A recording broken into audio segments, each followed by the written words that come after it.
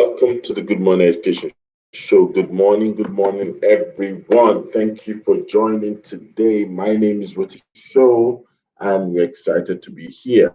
And of course, it's going to be a great time together.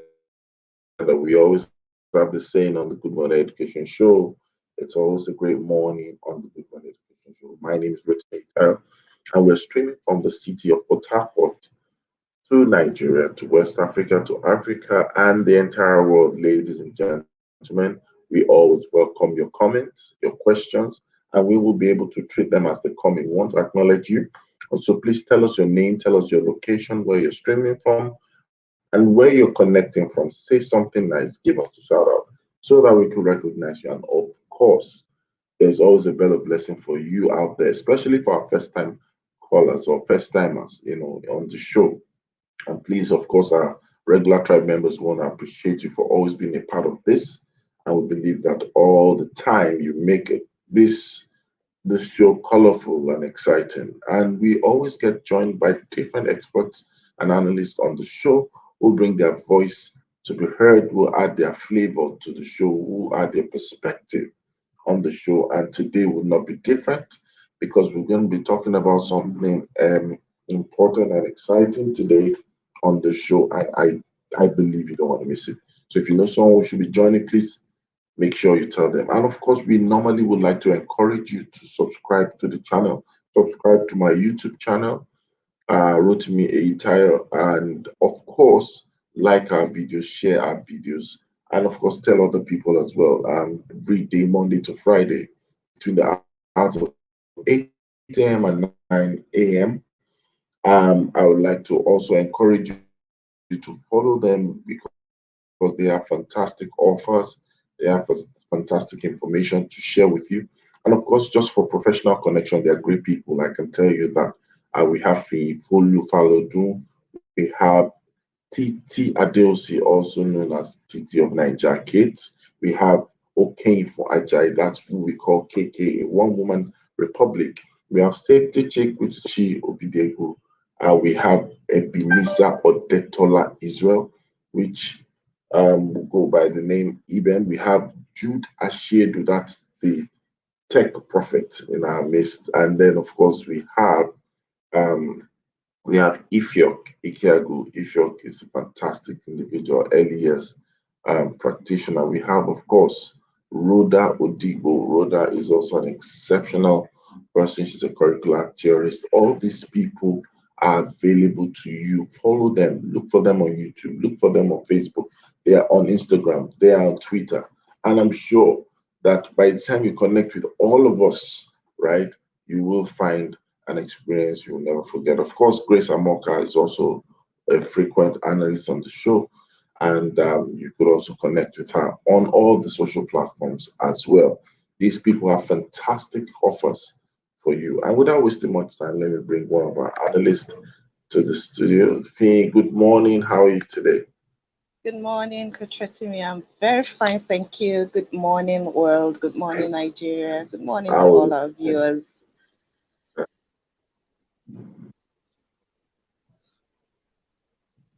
yeah, somebody's back to Lagos. Somebody is back to Lagos without announcement. Somebody sneaked in and is showcasing a new book on the site with the safety poster. Anyway, God is there. God save you, safety chief. Good morning. God saved you, eh? Good morning, Safety Chick. Safety chief, good morning. Are you there? Good morning, Mr. Ritimi. Good morning, Faithful. Good morning to all our amazing viewers and listeners. Can you hear me? Sorry for I quiet. can hear you. Yes, we can hear you. Okay. Sorry to me, as you can see, I'm back to Lagos. Are you happy now? I'm not happy because You are not. I You have went booked to my Port- ticket to Abuja. I'm going to Abuja this evening to come and catch you. You now run Ah, back to Lagos. I came back on Friday because I had to train some people on Saturday. How are you doing? How is everything? Good Okay. morning to all our fantastic listeners. Fantastic, fantastic. So today's going to be a great day. We're going to be having an interesting conversation,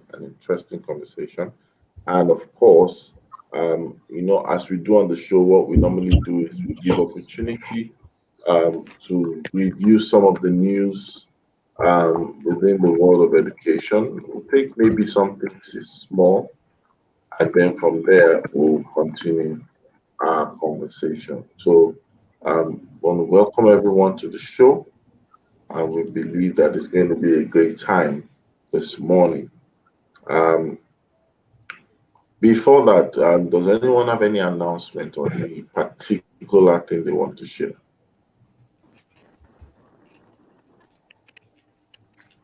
Well, I don't have, except I want to ask people to come and buy book.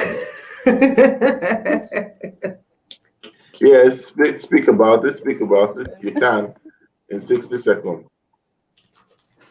So my Christian fiction novel, God's Own, is out. Very lovely storybook. It's for adults, and just by reading it, you get practical spiritual principles that you can begin to implement in your life right away, and that would help you take what you're doing from where you are to the next level. And it's available on my website, www.ulomka.com/store. Lomka is ULOMKA. From this week, it will be available at the Roving Heights store. So in case you want to just do a walk-in and pick it, you can pick up from there. But then if you want me to autograph for you, buy from the website. I'll write something in it for you. Say your market. Dr. Titi Adelsi, how are you this morning? Rotimi, don't let them come and attack me over this doctor matter. Who wants to attack you? Who wants to attack you? Are you not a doctor? You're a doctor. Let me end it first. It's not in my retirement plan. Good morning, everyone. Good morning. Well done on your book. I should get a copy. Let me also send me the link again. Good morning. Good morning, Mr. Adelsi. Good morning, everyone out there listening and joining us on the Good Morning Education Show. It's the month of March. I know some people are allowing it to stress them. We're almost at the end of the first quarter. But I think you should just be grateful, thankful for life first. 2021 is a marathon, not a sprint. So the first quarter is just the beginning, really. You can see that people overtake in a marathon. You will notice that sometimes people overtake the person that was leading all the while at the last leg. But, just take it easy, and thank you for joining us. Did you not sell any markets?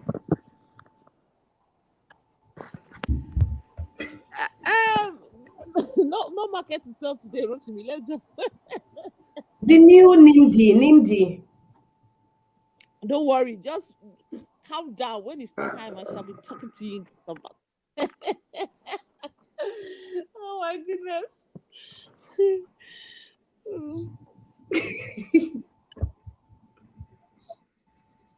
Okay, so we're going to go for the news. We're going to analyze the news, and then when we're back from the news, we'll analyze and start the conversation of today. Right? All right. So, okay, so let's just have the news. We'll be right back. Don't go away. We'll be right back.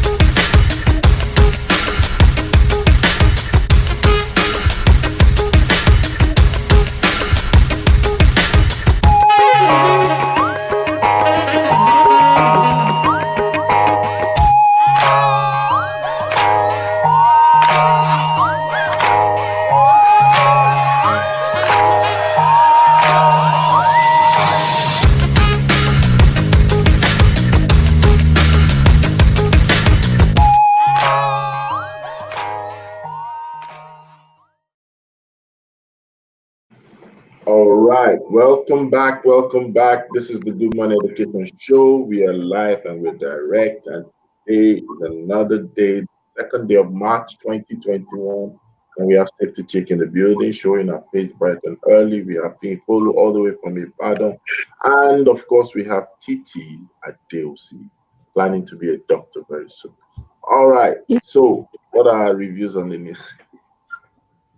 The first one I don't even know that I want to talk about is Benue. Why are you laughing?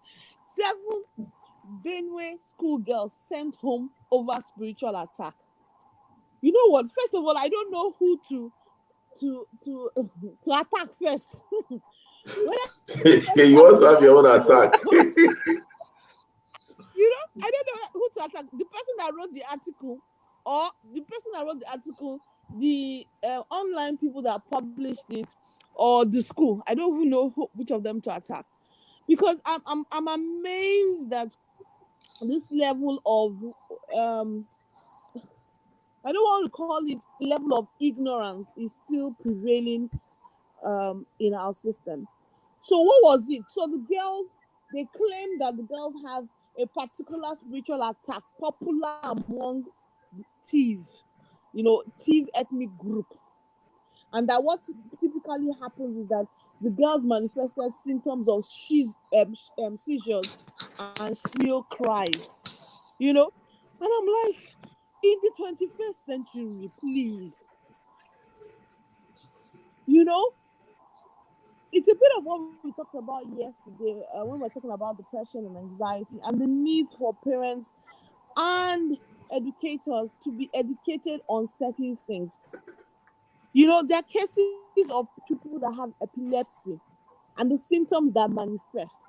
Honestly, it's to your experience that you need to go and investigate and try and find out as much as possible as a school owner, as an educator, so that when those things happen in your school, you kind of know what to do. I know someone that when she was young, she used to have what we call acute malaria, whereby once she gets bitten by mosquito, our own would immediately go into acute, whereby she will have serious high fevers. Our own will not be gradual. And once you have those high fevers, it can cause you to have seizures. It can cause you to, do you understand? Yes, have basically those seizures, foam in the mouth. Some of those things. It could even be. It could even be. It could even be things like a child having sickle cell and being in crisis. It could be so many things. So I'm hoping that we can get educated as educators in terms of when we experience certain things happen to children, let's go and get educated. Let's go and find out what it can be so that we can identify, we can also educate the parents. So and that's what I would expect. So I would have expected that even as the person wrote the article to go and, using the symptoms, ask a medical doctor what they think could have been the possible things, what could it be? It could even be mental illness. It could be so many things. So rather than say they send them home for spiritual attack, is really to say what support can they do. And it's not enough to send them home. I also think that you can help the parents, advise them what kind of medical care they should seek for the child. And then when 7 people have it, okay, that was the first one, Sha. Let me not just leave it there. That was the one that caught my that was the one that caught my attention also, because when you're sending them home, is that the solution to the problem?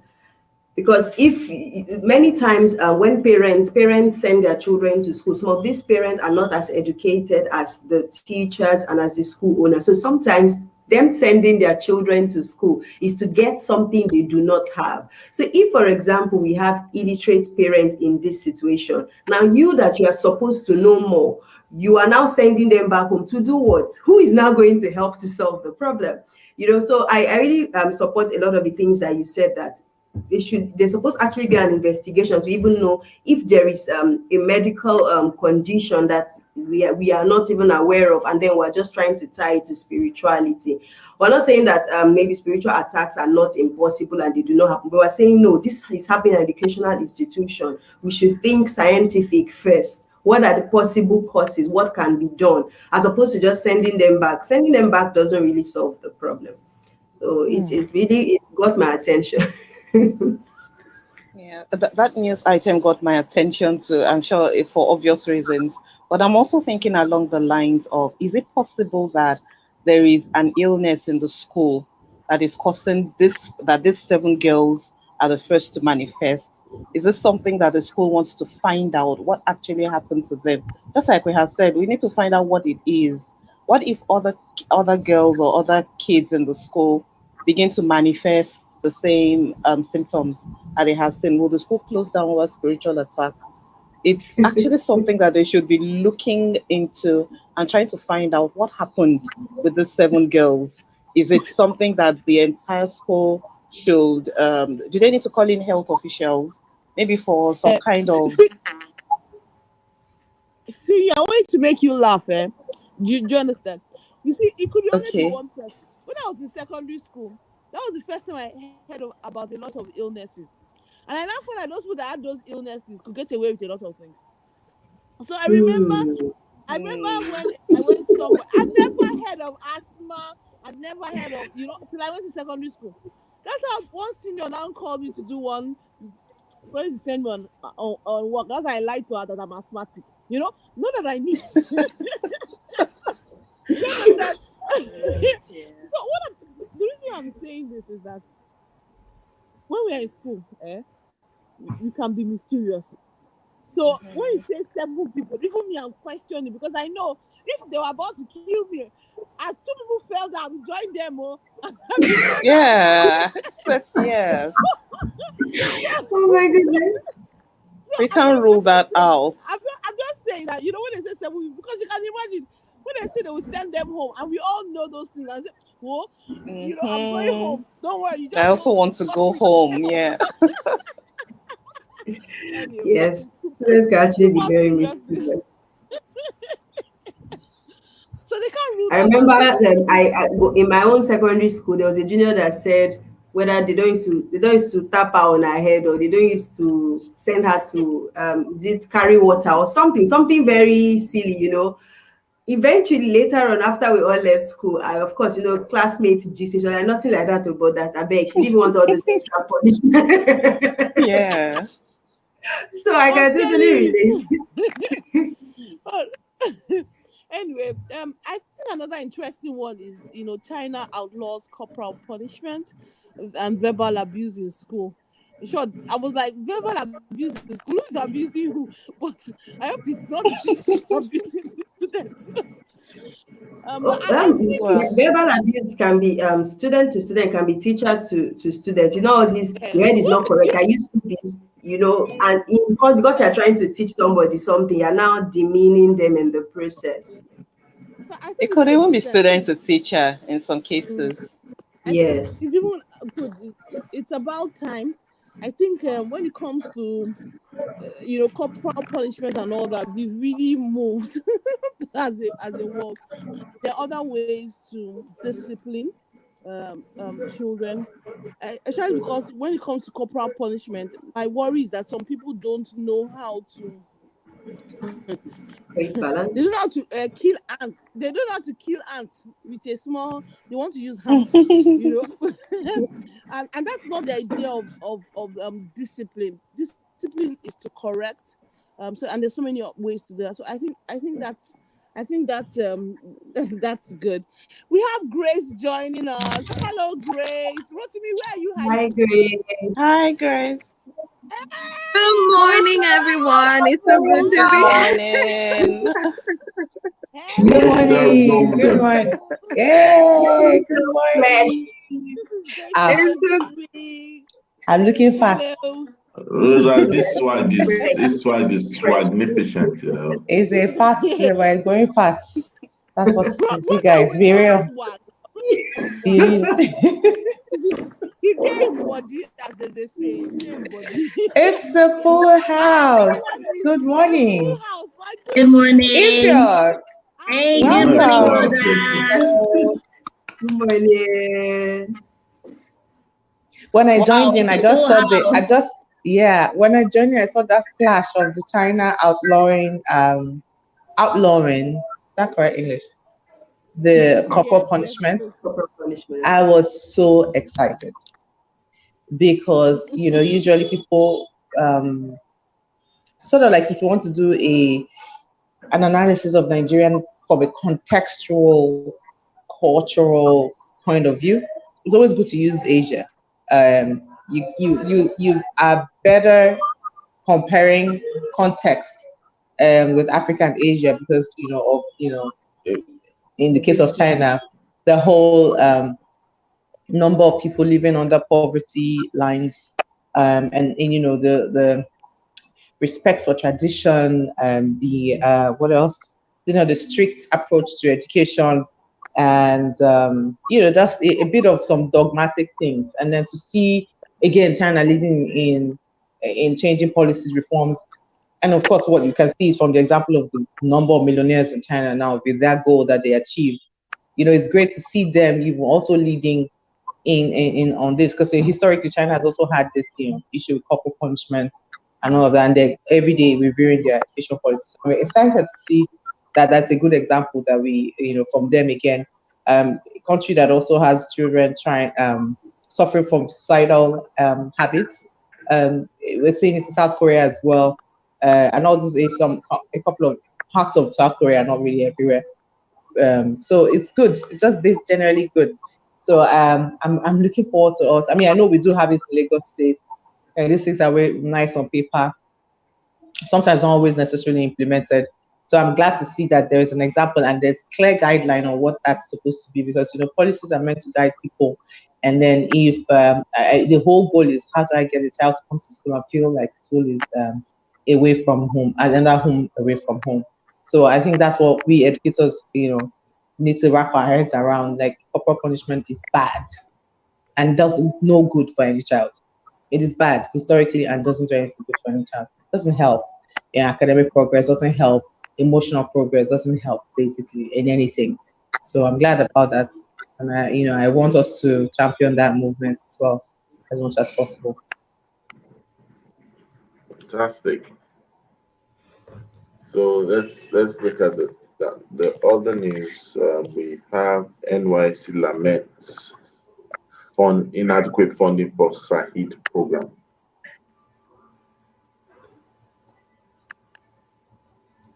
What are our thoughts on that?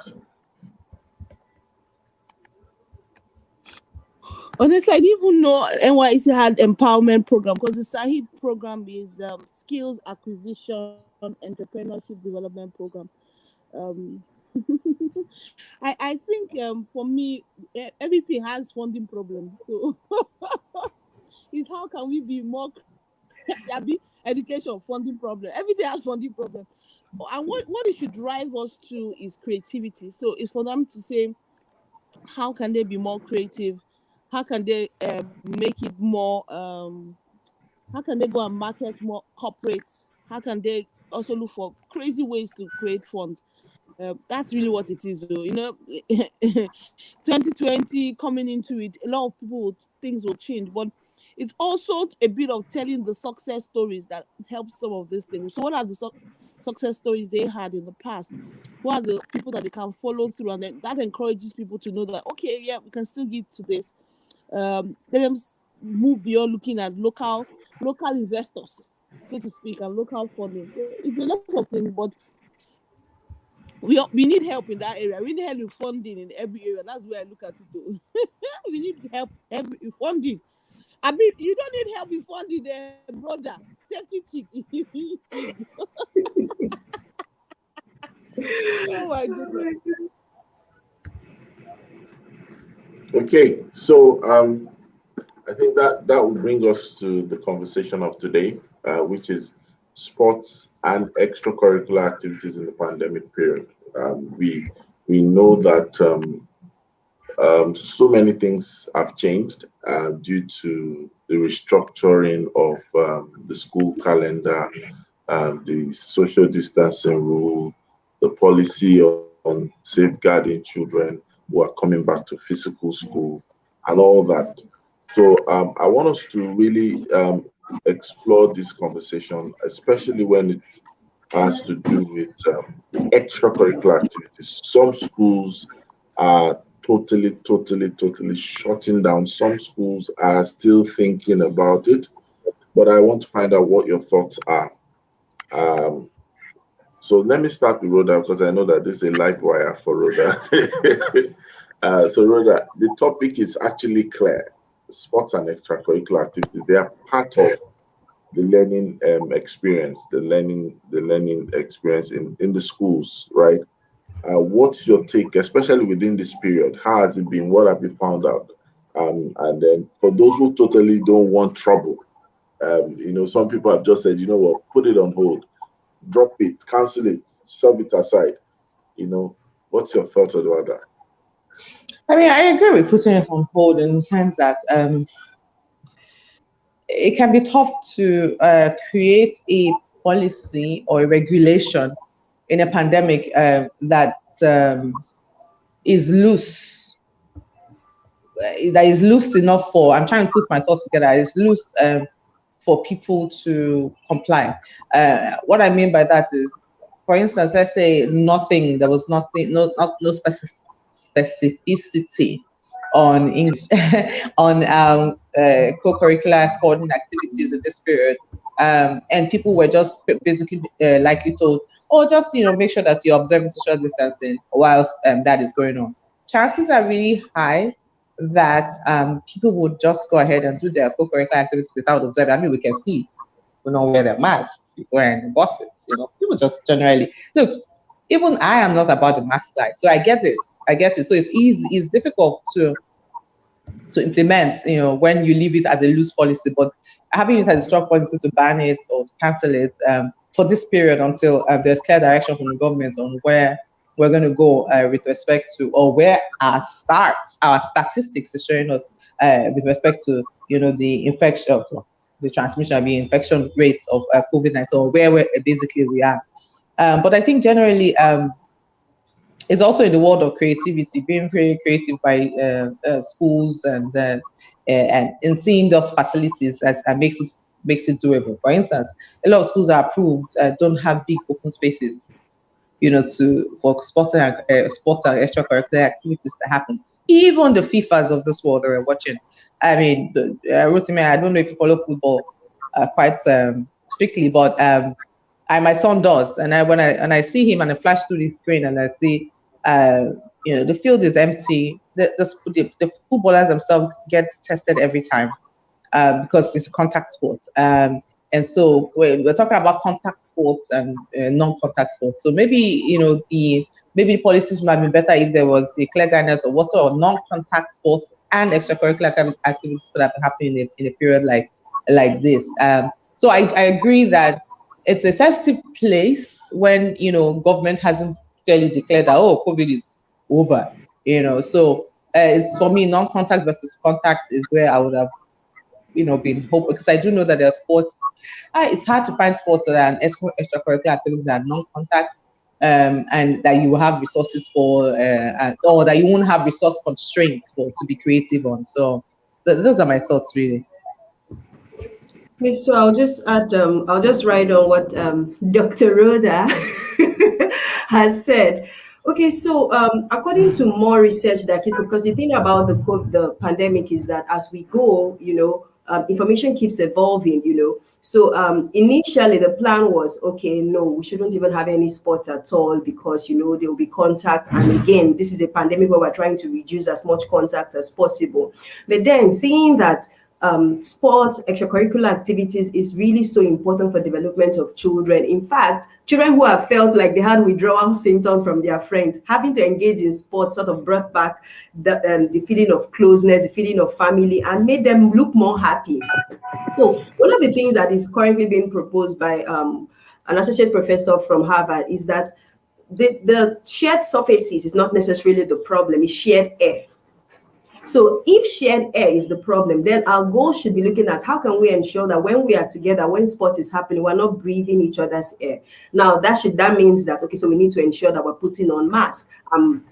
For masks to be effective, it has to be the right fit, and then it has to have the right filter, the two F's: filter, efficiency, and fit.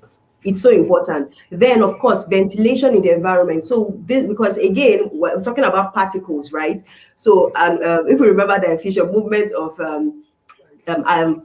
particles from higher concentration to lower concentration. So if the we have proper ventilation, so it's outdoor sports, and everybody's wearing their mask, and then diffusion can happen so easily. To some extent, that can be managed. Then, if it is going to be within an enclosed space, then that means you need to up your ventilation. So how often is the air being filtered in the environment? So the filter capacity that you have, how often is that central filter even being cleaned? So ventilation must be really, it must be a real high priority if they are going to use mask, and if they are going to continue to play sports. Because the truth is, you can't rule out the fact that those activities make children feel alive. They feel that opportunity to be happy and interact with their friends. And as much as we are living in a pandemic, we have to try to see how normal life can continue, even with the restrictions that we have on ground. So I think that is what everybody should be putting in place. So yes, again, yes, there's something that is really so important. I think some weeks ago or in January, we spoke about this, that when you are creating your safety plans for this period, there are many factors you should consider. So are you able as a school to respond if maybe somehow during game there is a transmission? By yourself without external help, how are you able to respond? Now, taking it outside the school environment, the state you live in, the local government you live in, what's their response rate to cases like that? Because remember that if something happens, you can't work in isolation. You're going to need to work with others. So if you do your risk assessment across board, and then you see that, okay, this thing is going to be hard for us to manage, then you're better off looking for activities that would reduce as much contact, or as much staying in the same shared space as possible. But if you can see that, oh, the systems are in place, you can respond efficiently if anything were to happen, then just put the normal protocols in place, the mask, ensuring that, okay, social distancing still happens, sort of temperature checks are being done, proper hand washing and all that. All right, thank you so much. So let's just make some examples. So we know that extracurricular activities can come in different forms, and then of course a lot of things are kind of being redesigned and redefined in today's world. So, for example, what usually is called sports for some people, they are the popular activities that we call sports. But do you know that there are so many things that are now coming into the realm of sports, right? Almost to the point of just average communication games. They are now turning into sports. You have, for example, a case of spelling bee. Spelling bee is now an education sport in itself. You have online chess. You have online chess leagues. These are things that they don't necessarily have to bring convergence to a large extent, and people actually can still learn while engaging in these kind of things. Sometimes they are project-based discovery activities. They are games, but they are now turning into sports, you know. And then, of course, there are assignments in the world of education that people are now turning them into sports. So I really want us to, begin to maybe pick and choose, or maybe radar some some of these items that we think can be leveraged on. Looking at the fact that our society might not have all those resources. When safety chicks mention something about surfaces and, and the likes, you know. So we might be a bit handicapped in that regard. But really, what other things? I know that Niger Kids, maybe Titi should answer. Niger Kids has like some game app or gaming app. I don't know what she wants to say about that. There are things that we can literally turn into sports, basically. Titi. Rotimi, let someone else answer. I don't understand what you say. Yeah, just you can tell me this much. Okay, so who wants to build it out? Okay, so I'll just I'd base like to out because just of the game thing okay. that you mentioned. You know, because of the pandemic and because initially we're saying let's try to reduce as much contact as possible, but we knew that extracurricular activities, sports still had to continue somewhat. And see, that's why it was like there was a rise in games. In fact, one of a futurist, PK Olakule Shoriyo, he has projected that sometime in this decade that we're going to have these online games feel like real life tournaments where stars in the game would be like real life stars. You know, the way Ronaldo is a real life football star. We're going to have people who are playing games, say for example, football games, and they are champions. They would have competitions across themselves to get worldwide champions, and they would be as popular as the real on the court players. So yes, using opportunities like games and other activities, not only the physical ones, is also a great option. And it's really important because since the world is morphing, it's just important that we begin to see how well can we still ensure that children still take part in these activities without necessarily being in physical contact. We can't totally rule out physical contact because eventually we'll still have to, have those kind of games. But those ones that can be done online, it's still fine. It's a great one. And we have our own in-house Niger Kids that has amazing products for that, for our children. Okay. Let me take this to if Are we not? Are okay. we not moving away from? Are we not moving away from? Uh, the I don't know. I'm worried that we're moving away from. You know, why do we do sports in school? Typically, it's really a thing of physical. Part of it is physical activity. Part of it is also giving children different expressions. So that it's not that it's only the person that is in the math or science class is the genius. So it gives people different expressions. It also helps build different skills. So my initial thought before Rotimi was trying to put me on the spot was the same thing we are trying to achieve with these things. What are the other things that we can do with them? Because sports for me, one of the main reasons I like sports because it tires my son out. I'll be honest truth. So that when he does sports, he's a more quiet, more gentle boy because all his energy has been sapped with all the running he did he did up and down in the field. So I'm just saying when we look at as against when the person is playing an app or things, they're not really exerting energy and things like that. So I think for me it's just same what was our initial objective with sports and extracurricular activities, and how can we achieve some of those objectives still now even in the pandemic. So sport, one of it is physical exercise is good for children. Children really need the movement. So what can we do in replace that? For me, that's a bit of what I was hoping that the direction. Oh, I don't know. Sorry, wrote me. That's just me. Well, I think before I Okay, pass can it I to just chip in? sorry, hold on.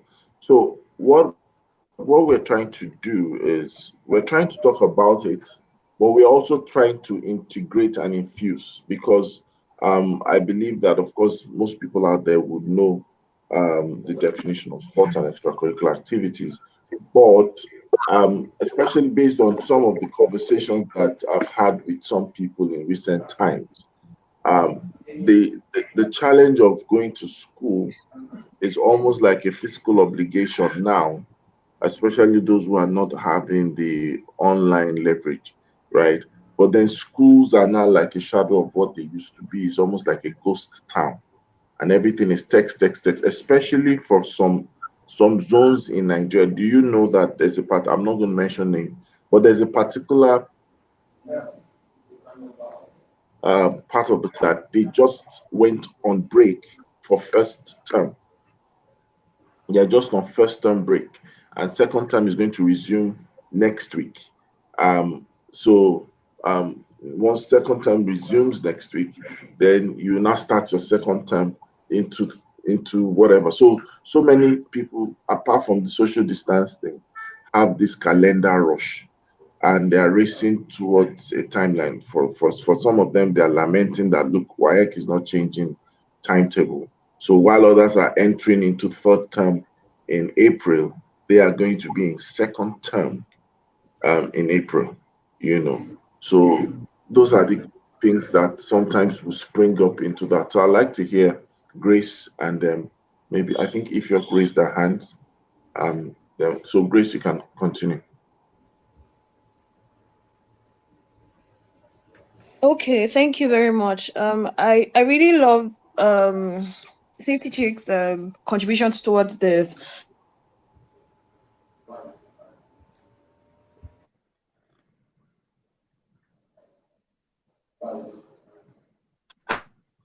And activities generally for the even more important during stressful times. And we all know that, the pandemic has been a really, really stressful times, even for the kids. We've not talked so much about their emotional health and all of that. So for me, I would say we need to find ways, like creative ways. So when I got in, we're talking about discipline, and I think it's still the same question of creativity. How can we be creative about these things? How can we ensure that the children maintain their mental, physical, and emotional health? And I would say we need to also consider our level of risk acceptance. So how can we engage in activities that are, less risky than others? Then start to broaden our minds about what extracurricular activities we can engage in. And for me, I feel like there are a lot. I shared last week about how we were starting, the book and art club, and it's for just a small group of children within the same area. So there's the risks are lower. There is the children could do drawing, painting, cartooning, fashion design, graphic design. There's just a lot they could engage in.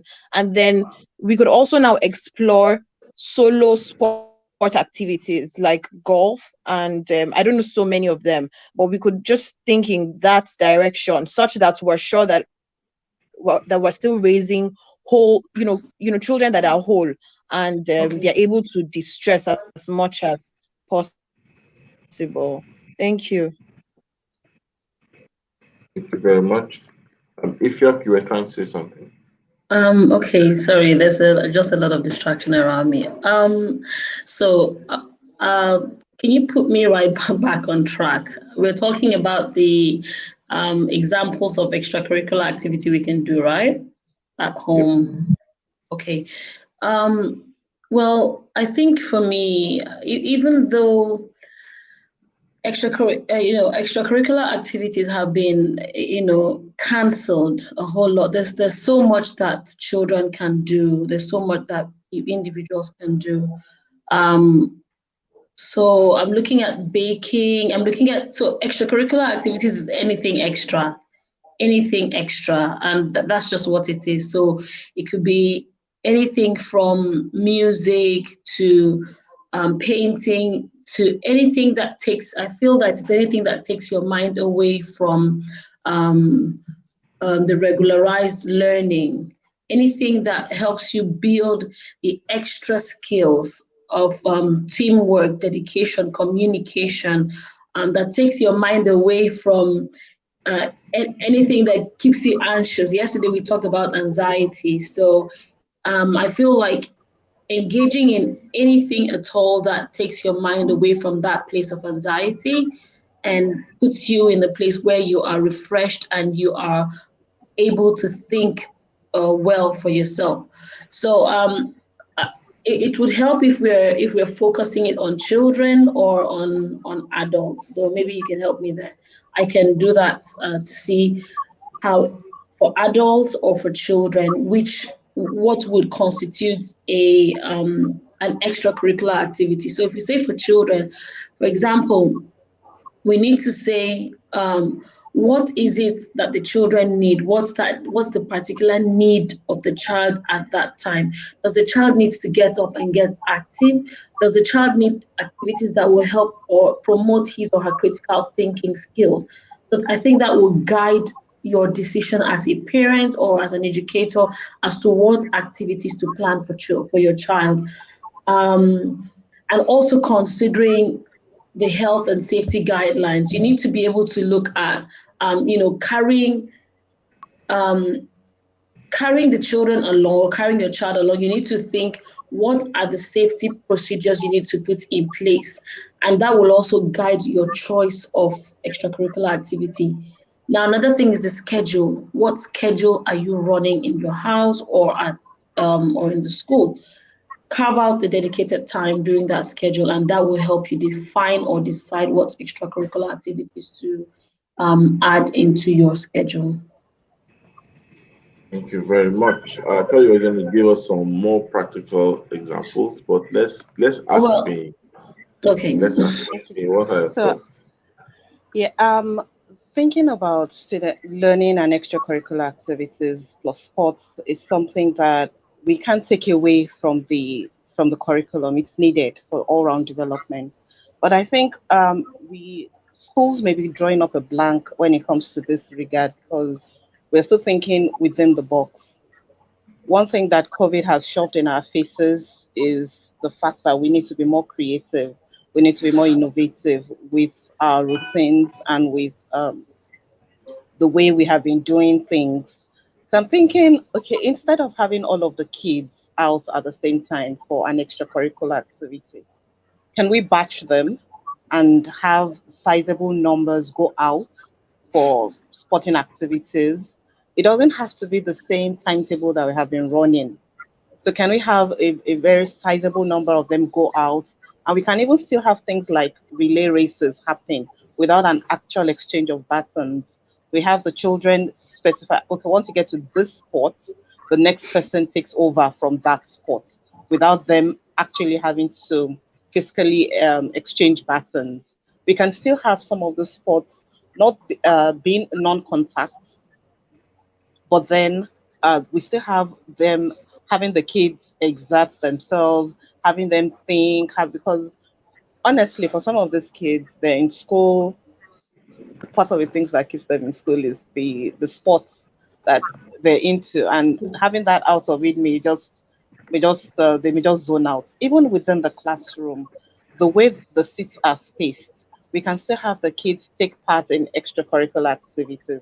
We can have them play um, games the way they're seated, but groups, maybe four groups, and then they have a Kahoot session. It's probably, well, now this is subject to the kind of facilities that the school has. Can it be can it be projected on a board?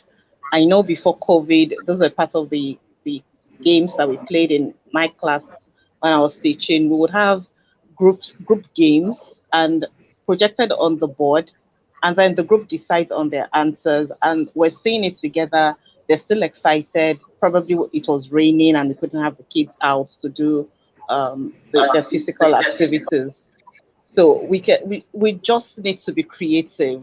Take our normal sporting activities and see how we can redesign them or reframe them or regroup them to have the kids still participate, but within safety confines. Rotimi, yeah, I mean, just to jump in right there, apologies. I know that we're in a pandemic, and one thing that I think we should recall is the fact that this is not going to last forever. Like I shared with a few stakeholders that this period should be a lot about learning, a lot less about assessment, and a lot of emotional balancing for kids.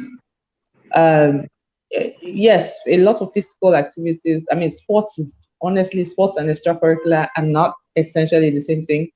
Um, Sports usually would involve a lot of activity, physical activity, sharing of space, and things like that. And those are the things that actually just contribute to the reason why it was banned as in a pandemic. But again, when I am thinking big picture, when there was a pandemic 100 years ago, people were shut down. Like we didn't even have as much technology, as much resources, as much data capturing as we do today. and the pandemic has come, and we're not going to. It's definitely we're about 1 year in. Slowly, countries are taking different approaches, understanding what is going on with their country. But my grouse, I think, with our own climate is, not much data is being shared with us to understand how we are going to handle the pandemic going forward. Which is, and I know there's a lot that has to do with vaccine coming and the timelines for vaccine, for the number of people who will take the vaccines and things like that. But I don't know how much research we're using that is backing decisions, because as we hear from Safety Chick as well, as that says, the right is growing research that says, look, you contact does not necessarily. I mean, surfaces is not what we should be worried about.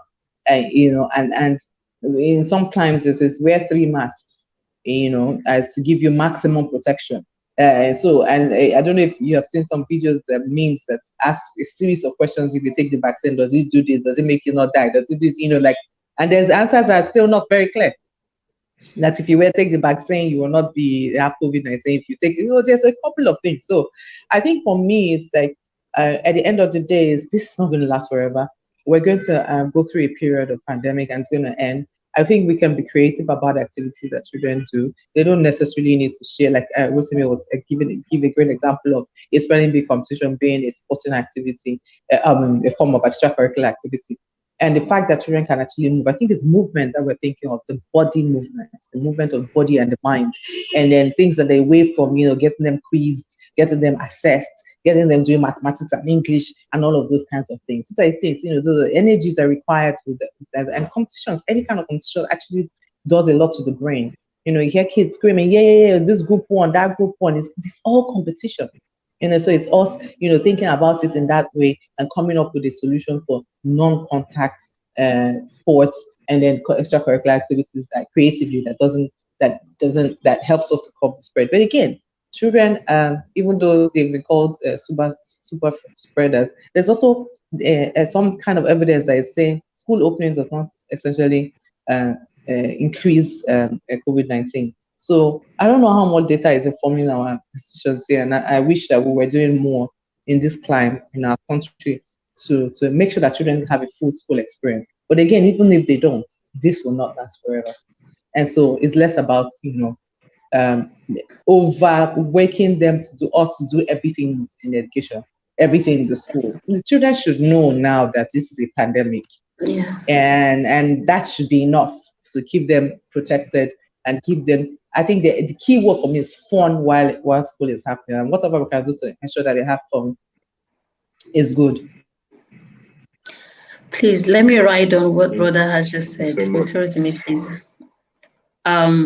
So while she was talking, the question that came to my mind is, what exactly do we want from sports and extracurricular activities? What exactly is the goal? What are we planning to achieve with sports and extracurricular activities? For me, it's about the soft skills that children need to acquire to survive in life.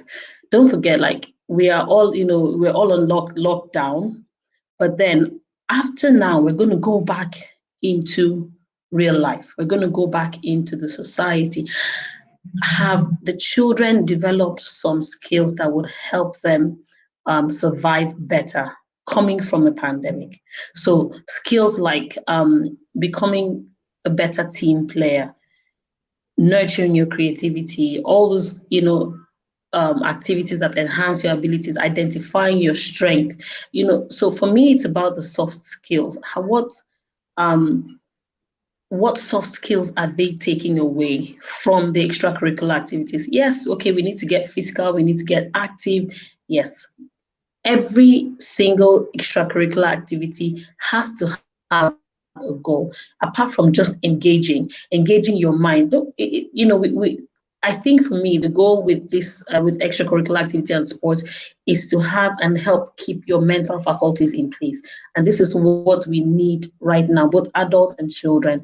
So identifying particular extracurricular activities to say, that people will engage in, I feel should be based on the need of the individual at that time.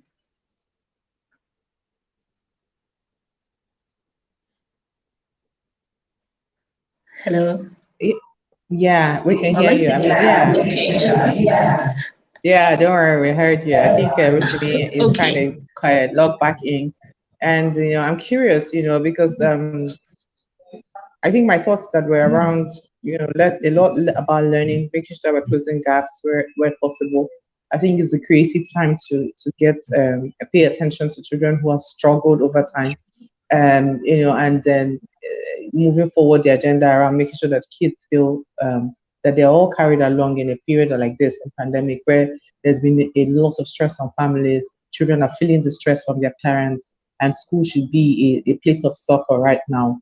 With especially in our own country, came from a Nigerian perspective where economic imbalance or stress has been placed on families as a result of the pandemic, and children that are having to bear it. So school being just that environment that ensures that whatever sports brings, like to us as human beings, as if you're brilliantly said, what is the goal of a sports period? I mean, we know that there's three major domains of learning: cognitive, the psychomotor, and the emotional. Like those things affected. So that missing part of that domain, how can we make up for it? What is it? What does it do? So there are a lot of things that can be done hands-on. There are a lot of the things we can do creatively. And then we just even don't know that even though children are never really affected by pandemic, as percentages show, but they can spread it to their parents, and there's a danger there. And so I think that's where for me is like, what's that? Like you said, if you what's our goal, let's just ensure that we're creating activities within school that engenders children's movement. So movement is key. Are they using their hands? Are they using their legs? Are they using their? What can we do to ensure that they're using those parts of their body as they move? I mean, if you're a creative teacher, when you're teaching English, there's sports in every lesson. If you ask me, there's competition in every lesson. It's possible. There's and that rush that brings to that, who won, what group is, there's the same things we can do creatively. Yeah. So those are my thoughts. Fee. Yeah, just I completely agree with you. The thrust of attention right now and our focus right now in school is it could even be an opportunity for language for subject teachers, for classroom teachers to infuse fun into their teaching, into their learning. All the especially for maybe the non very practical subjects like mathematics, you can have games. We can have maybe card games where each child brings their own card. We're not going around the same deck of cards, and we have them exchanging ideas. We have them showing, oh, this could work with this. We have them pitching against each other competitively for sports, not for them to begin to you're smarter or you're not. No, but this is a time for teachers to get creative, for teachers to get innovative, for them to make their subjects a lot less boring, and finding a way to incorporate those students that join online too, because there's some schools running the hybrid system. So you have some in the physical class and you have some online, and at the same time, you don't want those online to feel left out. You also want to be able to introduce these activities to them to take part in the different locations in despite the fact that they're not there with the other kids. So it's a challenge for schools, it's a challenge for teachers, it's a challenge for all of us in the sector to find ways to infuse fun into learning. Learning in this part of the world is not particularly fun. It's a whole lot more about instructions and competitions and assessments. And all the kids are doing is, oh, at the end of the term, what's my report card looking like? We can use this time to incorporate that fun and let children be not just learn, but be all round, well developed learners. Yeah. Yeah. Totally agree. We have Grace. I think Grace. Her thoughts. Yes. Which, yeah. So agree with I just agree with everything everyone has said, and most importantly, just understanding, like Rhoda has been hammering, that this isn't going to last forever, and what is this season teaching us as parents, as educators, and the children as well. So I don't think they should even be left out of this process of having conversations. So I'll just throw that challenge out. Let's engage the children as well. Right. So they know what's going on in the pandemic, and then you will just be very surprised to get their input and their intelligence about how they think that they can continue engaging in sports and other extracurricular activities. Now is the time to really observe them and understand where their interests are. So all the blind spots that we may not have considered up until now, this is such a huge opportunity. You know that whole Japanese thing of opportunity and problem. So where there's a crisis, there's always an opportunity. And I think we need to start to see this in every, just tiny areas. Like I really like that we started with the news on discipline and all of that.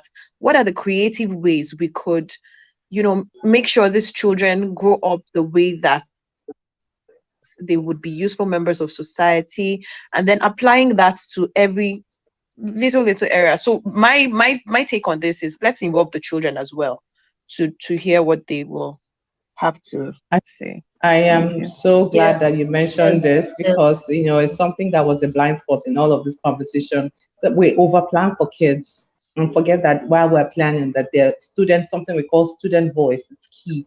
And you will be surprised that kids will offer you the kind of sports that will be health that will be safe to do in classroom and beyond classroom. You just be surprised across board. Welcome back, You know, Rotimi. Hey, let me just okay. ride So on that. if you Let me just that will be your parting shots because we are Okay, that's actually fine. That's finished. fine. Right. I just want to ride on that. So, okay, as I'm, with my my parting comment, this is something I've been canvassing for, with regards to engaging children in the planning for their own learning. Okay, so it's cannot be overemphasized that the children actually guide you with what they need to learn. So when I'm doing planning or when I'm having those meetings and I say I say to teachers, I say, get the children involved, okay, get them, ask them, what would you like to learn? And find out from them what exactly it is that they are yearning for to learn about. You'd be surprised how far you would go. And so okay, let me just end it there. You'll be surprised how far you go. And connecting that to assessing children's performance, it takes away the attention from the learning process going on. So assessments will not necessarily show that a child is learning or not. So as we engage children, let's find out what it is that they are yearning for to learn. I think that will help us know exactly what to do for them. All right. Thank you. And Finn, your parting shot. Well, I think my last comment would suffice as my parting shot. Okay. Let's Our Grace, creatively add please, fun. from Yeah. Kaduna.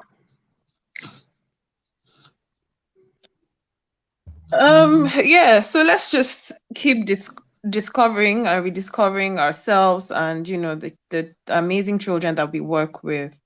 There's always an opportunity.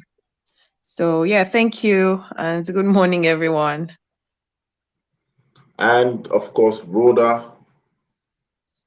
Yeah, I mean, I would write on that last comment from Grace, which was like student voice, activating student voice in making conversation and driving conversation around, what answering, trying to answer the question, what sort of sporting activities or extracurricular activities are going to be workable in a pandemic period. I think generally from a high level, what sort of policies are driving this activities and where should we be at right now? What should the country be telling us about the rate of infection or spread, the locations, that have this pandemic, what's happening within the school, what's research saying about pandemic or that about COVID-19 spread from schools and amongst children and their families. I think there's a lot more, that we need to learn from all the people who are collecting the data. That's where, my only issue.